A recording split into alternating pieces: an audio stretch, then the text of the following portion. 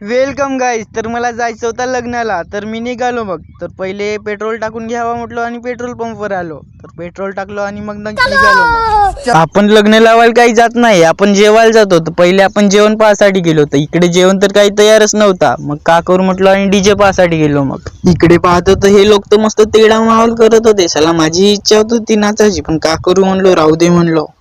लग्न लागला नाही, हे लोक पहिलेच बसते चला जेवायला. पहा ना कसे बसले आहेत. पत्रिका आहे बी जेवायला आल्या म्हणलो, तर हे साले उठून गेले. इकडे पाहतो तर हे लोक तर साला दमच घेतच नव्हते, मस्त दडपत होते एकावर एक. साला मी म्हणलो माझा नंबर कधी लागल, तर तू थांब म्हणते ते लोक. जेवण केलो आणि निघालो मग MSCIT जासाठी. आलो आणि पाहतो तर हे दिसली फुलंदेवी. तू थांब म्हणलो तुझा पकडतो म्हणलो. तर इकडे पाह तर हे साला तर कॉम्प्युटर मध्ये होती, आता कसा पकडू म्हणलो तुझा.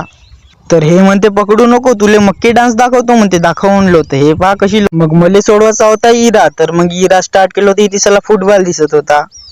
मित्राकडे पाहतो चला हा इकडे कोंचम कोंचम करत होता. का राय म्हणलो तू तुझा कर म्हणलो, मी माझा करतो. इकडे पाहतो तर पंखा होता आपल्या डोक्यावर. जमला म्हणलो, आपल्यासाठी सगळंच राहते, AC पंखा आपल्यासाठीच आहे सगळा. मग आलो घरी. इकडे पाहतो तर मिरच्या होते धुवा काढणाऱ्या. राहू दे म्हणलो, आपण लांबच राहतो म्हणलो.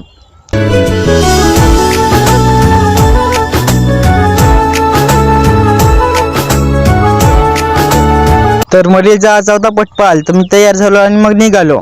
पैसे राहिले तर आपण दम खात नाही, आपण चालला गेलो दुकानात. इकडे पाहतो तर गांधीजी होता आपल्याकडं. का घेऊ कसाला काही समजत नाही इथं. तर मग घेऊन टाकलो कुल्फी आणि मग निघालो पटपासाठी. तर भेटूया आता आपल्या नेक्स्ट ब्लॉग मध्ये.